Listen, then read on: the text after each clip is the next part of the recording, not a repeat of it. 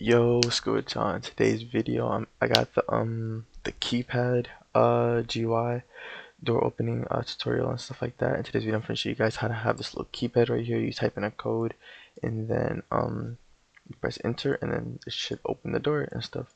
I'm sorry for not uploading, and I think it's been like half a week and stuff. And then this tutorial in particular, it took me a minute to figure out. Plus, I was just generally busy with like some final stuff for school and stuff. So yeah, sorry guys. But yeah, I finally got this video and stuff. I saw you guys really loved the other door. That one was a key card tutorial, so I think you guys would love this one too.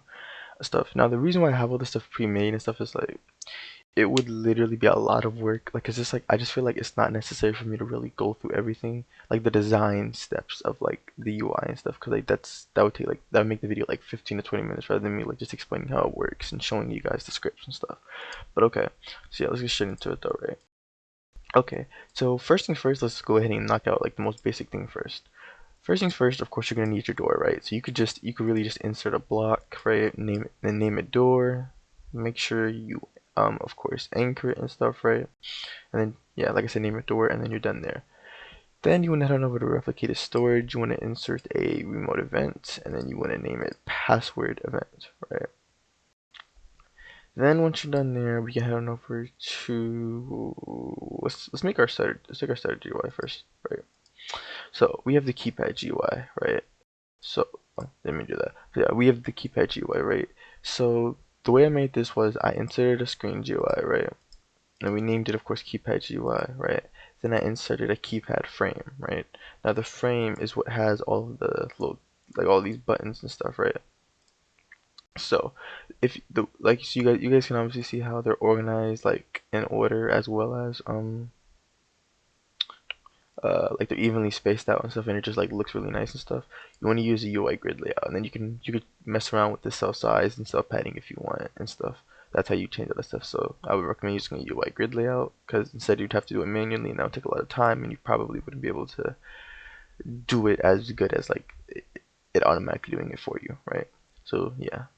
So we have all our buttons in here. We have a total of 9 buttons within the keypad frame, right? Each button is the number, then the word button, right? And then inside of each button we have a boolean, right? And it's called selected, and then it's obviously default set to false, right? It's all set to false. So all 9 buttons should have the boolean called selected, and they should all be set to false, right? And then you can name the frame keypad frame, right? Then you want to have your enter button. I would recommend keeping the enter button a part of the GUI rather than in the frame and stuff, just for the sake of like it would mess up the organization. So because it would automatically scale to whatever like these button sizes are. But yeah, so we have our enter button. It's literally just I just named the enter button and then just made the text enter, right? Now the actual script for like how the keypad works is here. The script for the door opening is on the server side. So it's honestly not even that complicated of a script, if I'm being honest with y'all, right? We get the local player. We obviously need to do WaitForChild. We obviously need to do WaitForChild because we need to wait for the keypad GUI to load, and we get the password event, right? So we're gonna run a for IV in pairs loop once the keypad GUI has loaded and stuff, right?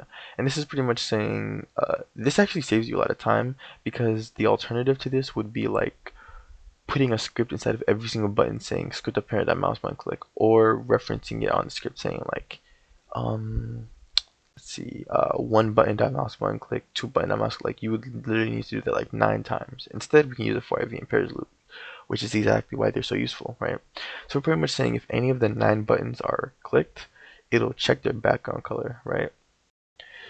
Now the reason why it's background color instead of like me using like to see the selected value and stuff, that was because the original system I was going for was going to check off of the color of it to determine if whether or not like it was like the button was selected or not and stuff. But then I changed to a selected system, so you could really just make this selected if you wanted to. You could use selected value and stuff, but that's besides the point though. So yeah, so if Vita background color is equal to red, which pretty much means if it's not selected, then it's going to change it to green, which means it is selected. Hence why selected is true. Make sure you use v FindFirstChild selected. Don't do v.selected, because This is the first time I've ever encountered this issue, but for some reason apparently I guess it's locked, like the boolean is locked, I guess because it's in a part of a screen UI. I'm not 100% sure, like I don't really understand, but that's just what I read and stuff on an article. So yeah.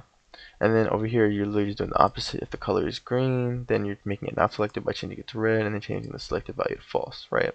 That's our handler right there for the color and the selected value. Here is our check when a player clicks the enter button. Then it's going to run through this long loop of if statements. Pretty much just saying if one button selected that value was true. Pretty much if the first, second, third, and fourth button selected that value equals true, right? And number 5 through 9 button value, selected value are false, then it will fire the event, right? Now obviously you would edit this depending on whatever your password is, right?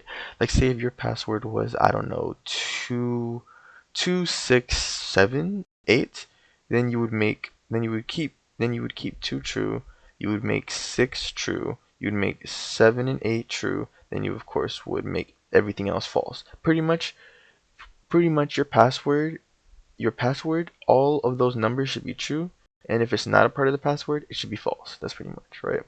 That, to put it simply, that's pretty much how it is, right? So it'll fire the password event, then we go on over, oh, by the way, make sure this is a local script, by the way. Make sure this is a local script. So we're done there. Let's go on over to the door open script, right? It's a very simple script. We have the password event, then the door, password event, the on server event, right? We don't even need the PLR. We don't need the player for anything. But yeah, we set the door transparency to 1.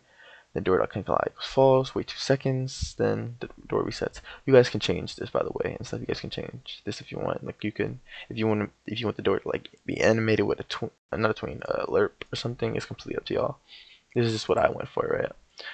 So yeah, that's pretty much how you make it. Once again, all scripts will be in the description and stuff, so you don't have to worry about copying directly from the video.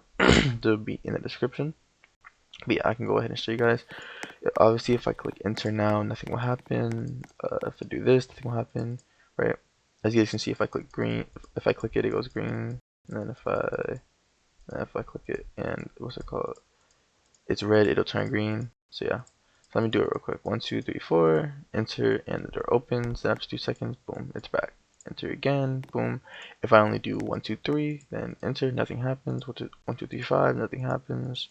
2, 3, 4, nothing happens. But 1, 2, 3, 4, boom. Okay, that's my password. So yeah, that's pretty much how you make a keypad door and stuff, right? I hope this video was helpful. If it was, leave a like and don't forget to subscribe. Links to join my Discord and Roblox can be found in the description. Thank you guys for showing all the support. Let's keep the grind going to 400 subscribers. We're already at 314, I believe. So yeah, you guys are doing great. So yeah, thank you guys for all the love and support you guys been showing, and yeah, I'll see you guys.